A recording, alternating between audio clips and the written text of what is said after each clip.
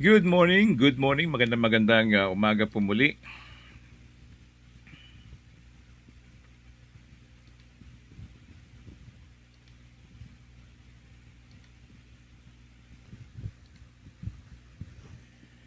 Alright, magandang umaga po. Ang oras po natin, we got 44 minutes past 5 o'clock in the morning. Medyo delay po yung ating oras ngayon, gawa ng hindi pa masyado nakaset up. Okay, purihin po ang Panginoon sa mga oras na ito. I'm still sharing the link. Magandang umaga. Kumusta naman po ang ating buhay-buhay? Isa man o dalawa ang nagkakatipon-tipon sa aking pangalan, ang sabi ng Panginoong Hesus, ako'y naroon sa kanilang kalagitnaan. Matthew 18:20. Natapos na po natin ang empathy, compassion, forgiveness, restoration, at ngayon naman po ay biyaya. Ang susunod na hakbang na ating pagbubulay-bulayan. Ang empathy ay nagbubukas ng puso. Ang compassion ay kumikilos. Ang forgiveness ay nagpapalaya. Ang restoration ay nagpapanumbalik. At ang grace or biyaya ang nagpapaalala na ang lahat ng ito ay regalo ng Diyos. Hindi dahil karapat-dapat tayo, kundi dahil mahal niya tayo. Magandang umaga. Good morning din kay Loy 23. Magandang umaga po. And of course kay Kuya Maning, Pastor Roman Dagdag. Good morning, Pastor. Masayang pagdating dyan sa Sambales. God bless. Ito po ulit yung isang araw natin dito sa Sambales. Maulan dito at sana nga ay ipadala ng Diyos yung ulan sa Isabela. Katulad ng panalangin natin kahapon dahil natutuyo na ang mga halaman, ang mga pananim, mga ekta-ektaryang pinunduhan para maitanim ito. Subalit yung mga mais naging lasunan na lang. Hindi na lumalaki. Naging laso na. You are Living Word. You are listening to the Living Word Web Radio Podcast. Episode 74 na po tayo. At ang titulo po ng ating pagbubulay-bulayan sa umagang ito ay Grace. Ang biyayang hindi mo kayang bilhin. Naligtas hindi dahil sa gawa kundi dahil sa biyaya ng Diyos. Ang main text po natin ay Efeso chapter 2 verse 8 to 9. Ang sabi dito ay sapagkat dahil sa biyaya kayo'y naligtas sa pamamagitan ng pananampalataya. At ito'y kaloob ng Diyos, hindi sa pamamagitan ng mga gawa, upang walang sinumang makapagmalaki. Napakaliwanag po yung binabanggit dito, no? Na walang sinumang makapagmalaki. Otherwise, ang maliligtas lang ay yung mga gwapo. Paano kung pangit tayo at pogi siya o kaya yung maganda lang ang maliligtas, o di ba? O kaya yung may pera lang, o kaya yung mas marami ang may penitensya, yun ang mga maliligtas. Subalit binabanggit dito sa Efeso chapter 2 verse 8 to 9, sapagkat dahil sa biyaya ng Diyos naligtas sa pamamagitan ng pananampalataya. At ito'y kaloob ng Diyos, hindi sa pamamagitan ng mga mabubuting gawa o sa anumang ginawa natin. Minsan sinasabi natin, hindi naman ako nakakasagasan ng aking kapwa. Hindi naman ako mandarambong. Hindi naman ako manloloko. Subalit hindi po yun ang ating batayan. Naligtas tayo dahil sa ating pananampalataya sa ating Panginoong Hesukristo. At ayon din sa sinabi ng Romans 5:8, Titus 2 verse 11, and 2 Corinthians 12:9. Pero hindi na po natin babasahin dahil masyado na pong mahaba yan.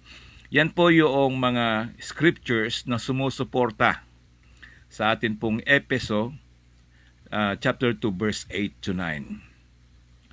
Bago tayo magpatuloy, nais ko munang batiin si Ma'am Edna Sombrito Dizon, watching from Santo Tomas, Nagilian, Isabela, and of course kay Ma'am Alma Bawag, watching from United States of America. Magandang gabi po dyan, Ma'am.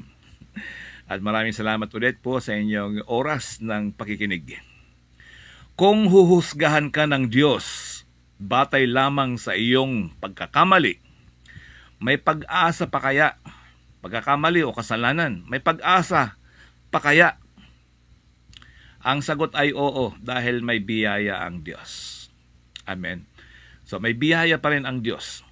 Mga minamahal na kapatid, kung matatandaan ninyo yung mga nakaraang pag-aaral natin na tayo ay nasa church age or dispensation of grace. So yung panahon na ito po ay dispensation of churches or grace. Ito po yung pagkakataon po natin habang nabubuhay. Dahil po yung susunod na dispensation, yan na po yung panghuhukom. Kung hindi ka man umabot doon, maaring bukas ay pumanaw tayo. Yan nga ang sinasabi ko noong preaching ko nung nakaraan doon. Marami pong takot na tao at ayaw pag-usapan ang kamatayan. Pagdating sa kamatayan, no? Ang sabi nga nila sa Ilocano tila sa uwam, no? Pagsaritaan iti kamatayan. Diba? Ayaw ko sa Pangasinan, nalingwanan ko na, mamansalite Pangasinan. ayaw talaga yung pag-usapan yung kamatayan. Puro gusto celebration, diba? At kung mayroon tayong mga pumanaw at naunang mga kaibigan, pinag-uusapan po natin, ay anong ikinamatay niya? Ayan, nung nakaraan lang, itong kahapon lang, ay namatay na si ganito, ay namatay na si ano. At tanungin mo yung mga dati mong kakilala, lalong-lalo na yung mga medyo senior citizen na, no? Pumanaw na si ganito, pumanaw na, sumunod na sila, nagsisunuran na sila. Kung may tatanong mo po sa iyong sarili, simula nung ikaw ay nagkamalay, ibig sabihin, nagkaisip, ilan na ang mga kakilala mong namatay na? Sa aming batch na lang ng high school, pag nakikita at kami ay nagkakaroon ng reunion at may mga listahan, ang dami ng pumanaw talaga doon. Anyway, hindi po yung kamatayan ng ating pero yun po yung saysay or kahulugan kung bakit tayo nabubuhay at kung bakit tayo nagbubulay-bulay, nakakaroon ng devotion, ay patungkol po lahat ito sa buhay. Nasabi ko nga natin at napag-aralan natin yung mga ibang mga talakayan.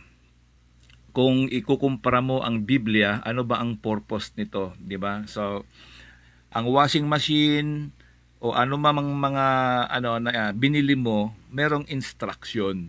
At yun ay instruction how to operate, how to handle, how to repair. Ganyan din po, meron tayong libro ng buhay, ang banal na kasulatan. At yan po ang nagsisilbing gabay sa atin.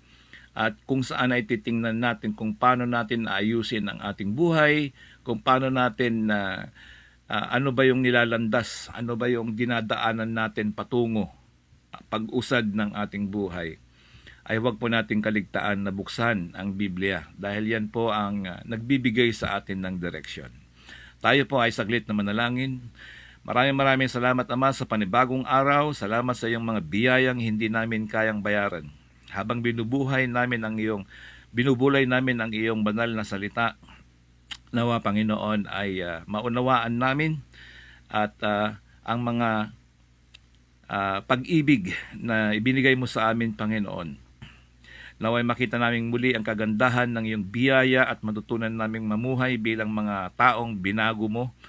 At gayon din, Lord, dalangin ko ang aking mga kaibigan na nakikinig sa mga oras na ito, na naghihintay ng biyaya, ng kapayapaan, ng kasiyahan na hindi kayang bilhin ng pera. Maraming salamat o Diyos. Papatuloy kami, samahan mo kami, Banal na Espiritu. Sa aking pangalan ni Jesus. Amen. Alright, and of course, and hello kay Ma'am Jing Blanquera, Ma'am Maripas Bautista, and of course kay Iris May Butak. And of course, send hello to our beloved mentor, si Ma'am Cecilia Bangay. Magandang umaga po. Okay, so yan po. Ako po si Pastor DJ Amordi at ito po ay araw-araw po natin na event or ginagawa dito po sa Living Word Web Radio, Voice of Inspiration across the airwaves.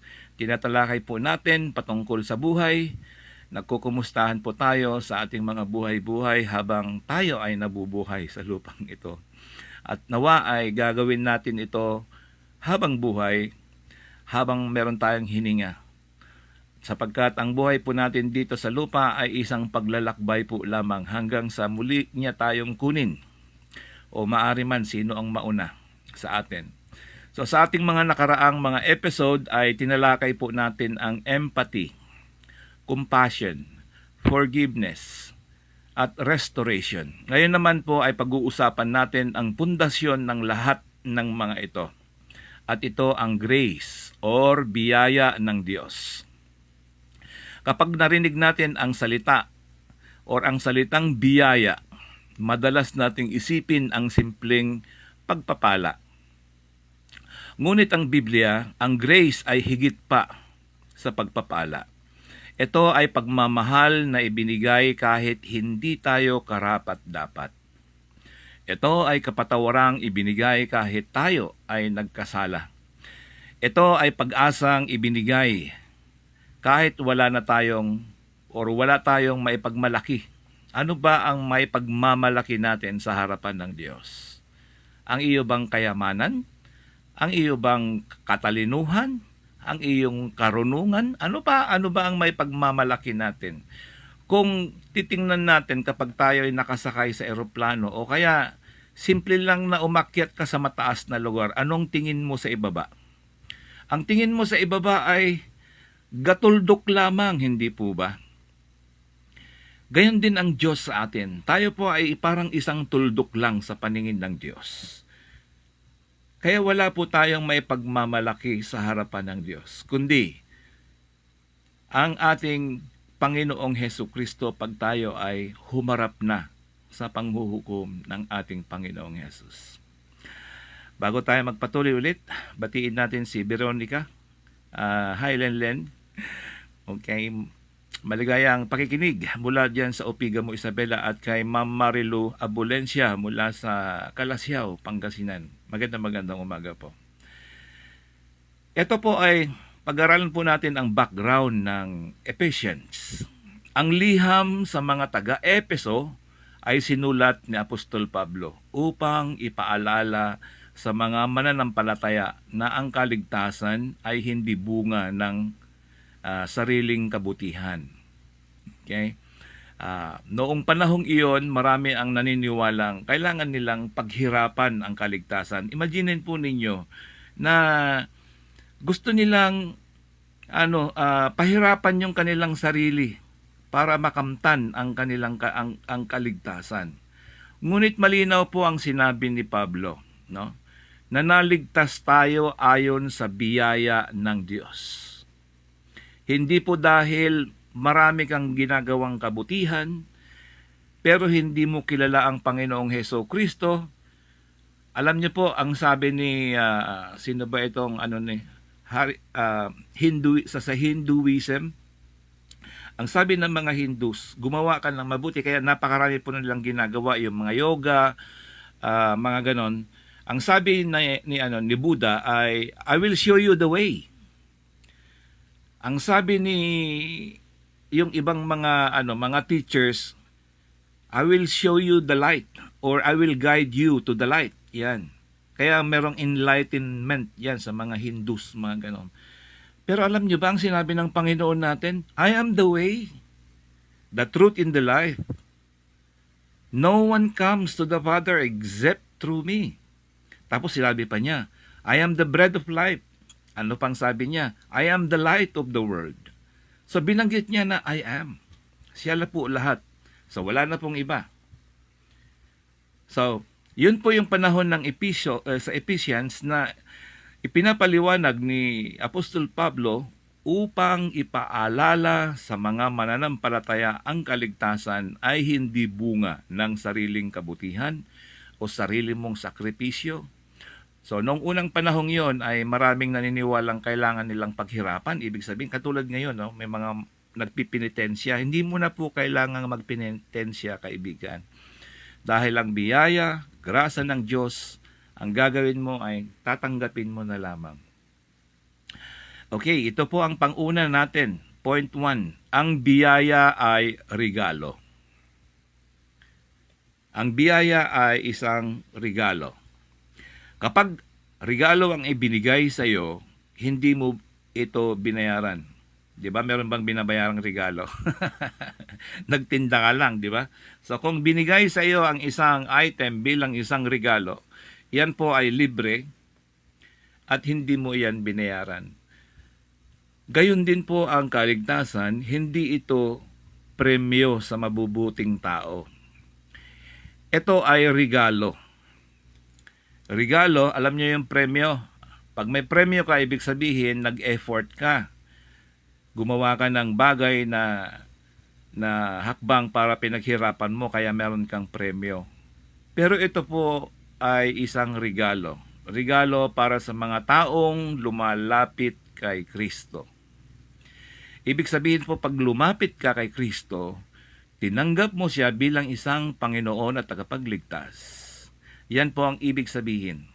Ay kakamtan mo ang regalo ng Diyos para sa ating Panginoong Jesus. Okay, greetings also going out kay Ma'am Marilu Abolencia, Marilu Perez, and of course kay Yayo Batch. Ayan, magandang umaga, classmate, at maligayang pakikinig. Ganon din po sa mga kaibigan natin na nasa outside of our GC, magandang umaga po sa inyo, at yung mga manonood at makikinig din po mamaya. May kwento ako na isang batang mahirap na gustong bumili ng mamahaling aklat. Ngunit kulang ang kanyang pera. Napansin siya ng may-ari ng tindahan. Sa halip na singilin siya, ay ibinigay niya ang aklat na libre. Nang dahil may kakayahan ang bata, hindi dahil may kakayahan ang bata, kundi dahil may kabutihan ang nagbigay. Nasubukan naman po ninyo siguro yung pagbibigay ng regalo. Di po ba? Ganyan ang biyaya po ng Diyos. Wala pong bayad. Binigay niya dahil sa kabutihan niya. Dahil sa kabutihan ng nagbigay. Pangalawang point ay, ang biyaya ay hindi lisensya ng kasalanan. May ilan na nagsasabing, kung mapagpatawad ang Diyos, pwede na akong magkasala. Ibig sabihin, gumawa ka ngayon ng kasalanan tapos hihingi ka ulit sa susunod. No? Hindi iyon ang layunin ng biyaya. Ang tunay na biyaya ay nagtuturo sa atin na iwan po natin ang hindi kalugod-lugod sa Diyos o mga tinatawag nating kasalanan. No? Kaya laging suriin po natin, kalugod-lugod po kaya ito sa paningin ng aking Diyos, ng ating Panginoon. So kapag tunay mong naranasan ang biyaya ng Diyos, gugustuhin mong mamuhay ng banal. Hindi naman yung parang banal ka na talagang banal. Lagi rin pong tatandaan natin, ang simbahan po ay parang hospital. Hindi po ibig sabihin na nagpupunta ka sa simbahan ay isa ka ng complete o tatawaging super banal. Kaya po tayo nagpupunta sa simbahan, meron pa isang kategori, punta nga ka sa simbahan, mabawasan yung aking kasalanan. Hindi rin po yon. Ang simbahan po ay kung saan ay inaalala at nirerespeto natin, na kung saan ay magkatipon-tipon sa ating mga kapwa, mga kaibigan, para magsamba sa Diyos. Kapag tunay mong naranasan ang biyaya ng Diyos, gugustuhin mong mamuhay ng kalugod-lugod sa Diyos bilang tugon ng kanyang pag-ibig. Tayo po, ang biyayang ito po ay dahil sa kabutihan at pag-ibig ng Diyos. Narito ang pangatlong points or puntos natin. Ang biyaya ay sapat sa lahat ng panahon. Ang biyaya ay sapat sa lahat ng panahon. Sinabi ng Panginoon kay Pablo, ang biyaya ko ay sapat para sa iyo. Hindi sinabi ng Diyos na aalisin niya agad ng lahat ng problema. No? Napapansin ninyo, may problema ka ngayon, nabayaran mo na yung mga utang mo, mga due date. Meron na naman kasunod na problema. Sabi ko nga po ay hindi talaga kailanman nauubos ang problema. Ngunit nangako siya, ito ang pangako niya. Hindi po niya talagang tatanggalin ang problema. Ngunit nangako siya na sasamahan niya tayo. Hindi po ito katulad ng mundo natin, lalo na sa mga politiko, pagbigay ng ayuda, ay bahala ka na dyan. Hindi ka masasamahan ng isang politiko magpakailanman. Ngunit ang Diyos natin ay nangako na siya ay sasamahan niya po tayo. Kaagapay natin. May mga panahong hindi agad nawawala ang mga pagsubok or sabihin na lang natin hindi complete talaga mawala. O katulad ngayon sa Isabela, no? Tag-ulan, tagtuyot. Samantalang dito sa Zambales, pagdating ko pa lang dito, nasa dao pa lang ako, bumubuhos ang ulan. Talagang makita mo yung side ng Victory Liner na sinasakyong, halos wala kang makita doon sa bintana dahil sa lakas ng ulan. So, doon naman sa Mindanao, imbes na sumobra naman ang biyaya, lumalangoy sila sa biyaya. Bakit? Sumobra, bumaha eh. Samantalang doon sa kabilang parte naman. Okay, so, marami pong problema at marami pong mga pagsubok. May mga panahong parang hindi natin kaya. Pero ang saklolo po, kalimitan ay dumadating kapag hindi na natin kaya. Additional na verse sa 1 Corinthians 10:13, ang sabi po doon ay bibigyan nga tayo ng mga problema pero hindi niya tayo bibigyan ng pagsubok o problema na hindi natin kakayanin. Okay, dako po tayo sa pang-apat na point or puntos. Ang biyayang natanggap ay dapat ding ibahagi. Ibig sabihin, pag natanggap mo yung biyaya mula sa Diyos, ibahagi mo din. Ano kaya yon? No? Paano kung nakatanggap ka ngayon ng 1 million? Sasarilinin mo ba? O ang sabi nila doon balato? Anyway, namimigay ka rin. Okay? Ang biyayang natanggap ay dapat ding ibahagi. Ang biyaya po ay natanggap natin sa Panginoong Hesukristo. Katulad itong ginagawa natin, isinishare ko or ibinabahagi ko. So pwede naman din nating ibahagi sa iba yung naririnig ninyo. I-share lang sa mga kaibigan, baka may oras silang makinig. So sa pamamagitan ng ganon ay nakakatulong po kayo sa biyaya ng ating Panginoong Hesukristo, yung pagsishare lamang ng gospel. Or kahit yung link natin. Kung tayo ay minahal, matuto tayong magmahal. Minahal po tayo ng Panginoong Hesus, kaya matuto rin po tayong magmahal. Kung tayo ay pinagkalooban ng biyaya, tayo po ay magiging daluyan. Na sana ay tayo rin ay magiging daluyan ng biyaya para sa iba. Parang alulod. We are became an instrument para magsilbing alulod ng biyaya. Huwag mong masyadong ilagay lahat doon sa iyong kaban ng yaman, ang iyong kayamanan. Gamitin mo rin sa ating Panginoong Hesukristo. Yun, ang sabi na ni Ma'am Marilo, no? Good morning, Pastor Amor. I-share mo, yan po, kailangan po nating i-share ang biyaya sa iba. Kaya kapag may reunion, mag-share ka o katulad ni Sir Jake, no? At saka si Sir Jaime. Kita ko yung mga nasa listahan, nag-share sila tig 2,000 ganyan. Kung meron naman po talagang magsi-share. Anyway, ang usapan po natin ay biyaya ng Diyos. Ibahagi po natin ang biyaya ng Diyos. Ang pinakahigit po sa lahat na biyaya ng Diyos ay yung ililigtas tayo. Yung biyaya na walang kapalit ay ang pagtanggap natin ng regalo mula sa Kanya. May isang kwento ulit ako sa inyo. Yung may isang dating bilanggo ang nakalaya matapos patawarin ng isang mabuting tao ang kanyang utang. Yan pa malimit na mga ano ngayon, ano, utang. Ang dami pong utang. Ah, utang saan? Utang dahil nga minsan yung mga gustong mag-business, magnegosyo, nangungutang sila.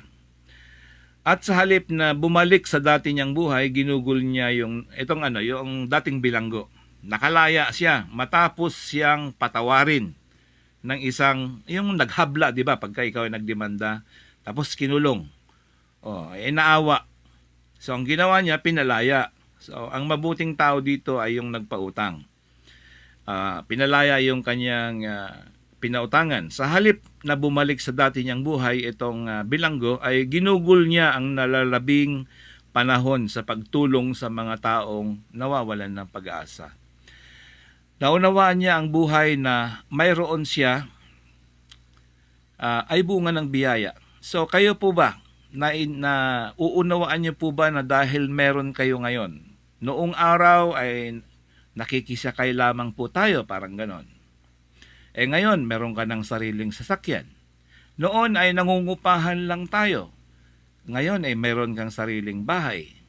Okay, kung wala ka man sa mga ito at kasalukuyang ikaw pa rin ay nagre-rent ng bahay, nagre-rent ng palayan, nagre-rent ng kung anuman, dapat ba rin ba tayong magpasalamat? Amen. Dapat pa rin po tayo maging magpagpasalamat. We must be grateful. Alam niyo po, meron po akong laging binabanggit kapag ako ay gusto ko ring i-share sa inyo. No? Ito po ay sa araw-araw na binabanggit ko ay sa ulado ko na. I am so happy and grateful now that money comes to me in increasing quantities through multiple sources in continuous basis. But I'm doing these words in the name of Jesus. No? I am so happy and grateful now. Ang sabing ganon, so be grateful always. I am so happy and grateful now that money or that anything that may palayan, that may I am so happy and grateful now that money comes to me in increasing quantities through multiple sources in continuous basis. Actually, yung praise po yan ay sobrang sikat sa pero ginagamit po yan nila, the power of mind, yung mga ganon. Pero sabi ko nga itong New Age ginawa ay, alam niyo po, maraming kinuha sa banal na kasulatan.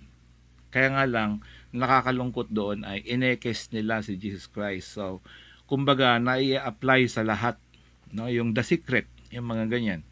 Tapos yung the law of attraction. Sa lahat po ng mga yan. Kasi sabi ni Lord sabi niya let the weak say I am strong and let the poor say I am rich. So through law of attraction sa New Age today, ginagawa nila. Kaya nga lang tapos ang tawag nila dun sa God ay universe. Ito po ay additional lang out of my context, pero additional lamang po Kapag po tayo ay nagpipray, no? Always be thankful and grateful to our God. No matter what na, katulad ng sinabi ko, wala ka pang sariling bahay, wala ka pang nakikipagtrabahoan ka, tapos puro pa casual, hindi lalo dito sa Pilipinas. Blessing po yan. Ang ugat po niyan, ang pinaka-foundation niyan po niyan ay dapat po tayo ay maging grateful. No? Kapag may tinirhan ka, wag mong i-hate.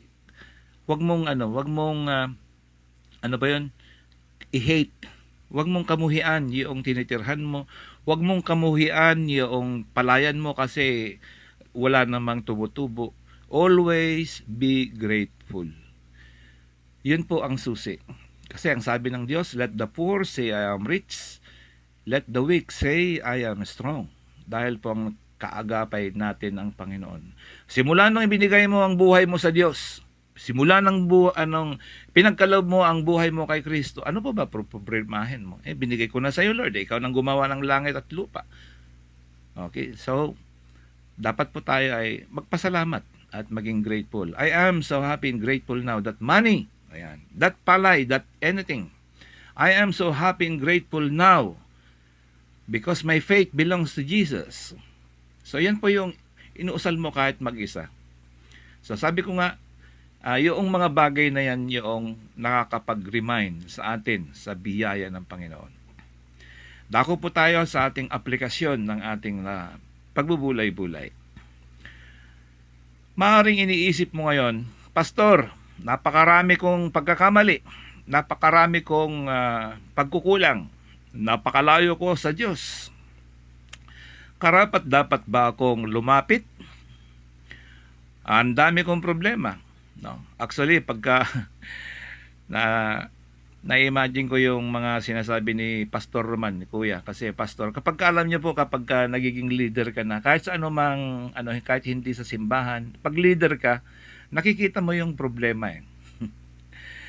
Lalong-lalo na sa pag-i-invite sa salita ng Diyos. Pagka invite kita mamaya, ang daming rason eh. Mga rason, may naglalaba. Rason, hindi magising ng maaga. Kung ano-ano. Pero hindi po nila nakikita yung biyaya na nasa likuran nito. Yung mga biyayang hindi na bibili ng pera katulad ng kapayapaan. Karapat dapat ba akong lumapit? Ang sagot ng Biblia ay oo. Hindi dahil karapat dapat ka, kundi dahil napakabuti ng Diyos. Ang biyaya ng dahilan kung bakit may pag-asa ang mga makasalanan o mga hindi mabuti. No? Ang biyaya ang dahilan.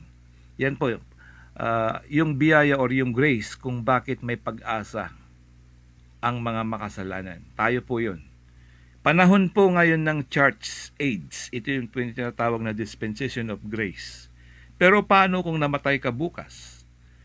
Paano kung namatay ka ngayon? Yan ang sinasabi ko eh. Ayaw ninyong pag-usapan yung kamatayan.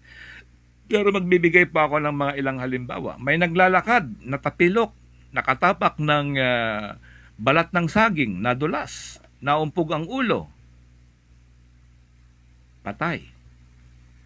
Meron pong bumibiyahe, sinalpok ng isang sasakyan dahil sa aksidente, patay. Wala pong oras yun. No? Merong na-stroke, natutulog lang, hindi na nagising. So, alin man ang mauna doon, pagdating ng Panginoon o pagdating ng iyong kamatayan. So, yan po yung ating tinatalakay dito na lahat po tayo ay maghanda. At yan po yung ginagawa natin. Ang biyaya ng Panginoon ang dahilan kung bakit meron tayong katiyakan sa ating Panginoong Hesukristo. At dako naman po tayo sa hamon ng buhay. Ngayong araw, tanungin po natin ang ating sarili. Namumuhay ba ako na umaasa sa sarili o sa sarili nating kabutihan o nagtitiwala ako sa biyaya ng Diyos? At kung tunay mong nararanasan ang biyaya ng Panginoon, paano mo ito maipapakita sa iyong pamilya, kaibigan, at kapwa? So, yan po ang katanungan po sa ating sarili. Maraming salamat po sa mga bagong dating. Ang pananambahan po natin ay malapit nang magtapos. I-rewind na lamang po ninyo. Welcome po kay Jendin Filarca. Magandang umaga po. At ito po, dako na po tayo sa ating pagtatapos, sa ating conclusion, mga kaibigan, mga kapatid. Tandaan ninyo ito. Tandaan po natin, ang biyaya ay hindi lamang dahilan kung bakit tayo naligtas. Ito rin ang lakas na nagbibigay sa atin ng panibagong buhay araw-araw. Hindi sinusukuan ng Diyos ang mga lumalapit sa Kanya. Maging sino ka man na lumapit sa Kanya, may problema o wala. Minsan kasi mahilig po tayo sa emergency prayer. No? Alam niyo po itong mga nangyayari sa paligid, mga nangyayari sa ating paligid is sometimes what they call a wake-up call.